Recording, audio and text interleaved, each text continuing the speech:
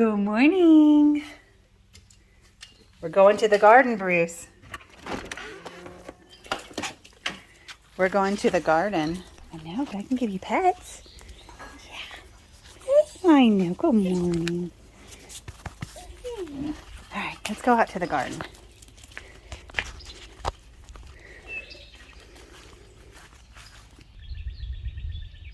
I have about 30 to 45 minutes before I have to get inside and get showered for some visitors coming over today. So in this bit of time that I have, I'm going to clean out all that spinach that needs to go to the chickens and probably some of the lettuce that has gotten too big.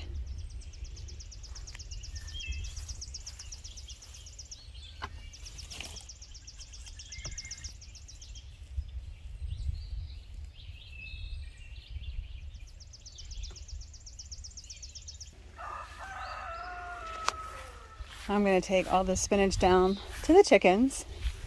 There is no waste in the garden when you have some kind of farm animal that will eat your leftovers. So the chickens will get any of our extra greens and produce from the garden, and they give us delicious organic eggs. Even if you didn't have chickens, you could take all of your stuff that you're not going to eat from your garden, and you can actually dig trenches and bury it, and it will put the minerals back into the soil that were used to grow those plants. So my peppers have a little more sunlight now, and I'm not going to clear all the spinach because I don't want them to have all that spinach in one day. I'd rather have a couple more days of spinach to feed the chickens. And I just cut the roots off at the dirt level. I don't rip the roots out of the ground. That way the worms that are in the beds still have stuff to eat. All the little microbes, everything that likes the roots of your plants still needs food also. So I try to never rip roots out of the ground if I don't have to.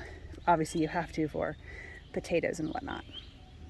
All right, let's get this down to the chickens.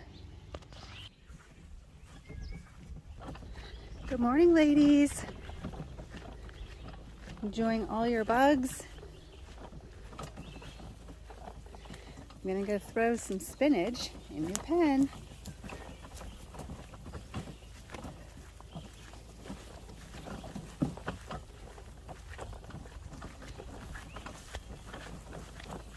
You coming?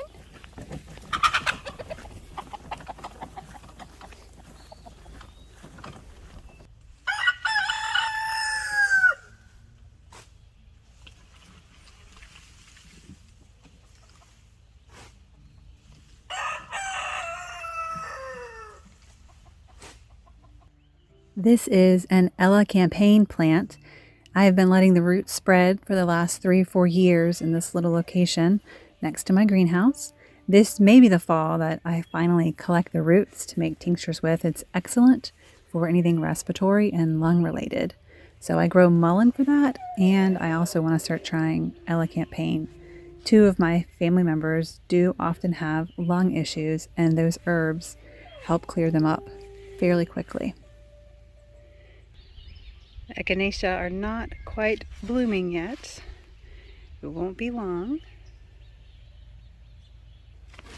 I'm leaving all of the strawberries unpicked so the children that are coming today can enjoy going all around the garden and finding strawberries and eating them. I dragged over a few more tomato cages yesterday and set them up on the tomatoes that are getting big enough and look like they will survive. In case of wind, I do put a T-post in the ground. Usually I have 1 T-post per tomato cage, but these were close enough together that I just moved the tomato cages closer and attached them to 1 T-post. So 1, 2, and 3. These were the ones that I started back in the winter, prepared to keep alive in the greenhouse as they got bigger. But all of my spring starts are this big. I did get tomato cages on these.